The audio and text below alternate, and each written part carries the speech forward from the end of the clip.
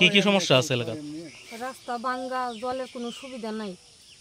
এরপরে একটা গাড়ি আইতে গেলে যদি আমরা বাজার থেকে কিছু নিয়ে আইতাম সেই গাড়ি আইতে রাজি হন আমরা গ্রামের ভিতরে।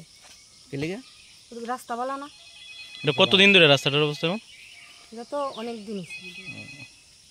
আর এদিকে পানীয় জল বা কোনো অন্য কোনো সমস্যা আছে? আছে, জল নাই। জল নাই, সাপ্লাই নাই না? কত পরিবার এই এলাকা তৈব? 35 পরিবারের মতো হইব।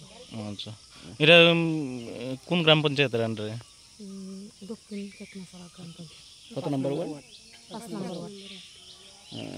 আপনারা জানাইছেন এই বিষয়টি নিয়ে সেটা? এটা নিয়ে জানানো হয়েছে। কি কয় তারা? তারা তো দিমু দিচ্ছি করে দিতেছে।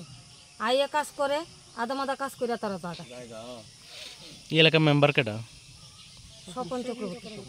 ওনারা জানাইছে? তাই নিয়ে একদিন আইয়া গুইরা দেখছই না আমরা গ্রামের মধ্যে। জল আসেনি, কেউর বাড়ির কোনো অসুবিধা আসেনি, কোনো দিন কোনো কিছু জিগাই। জলের তো কতই সমস্যা।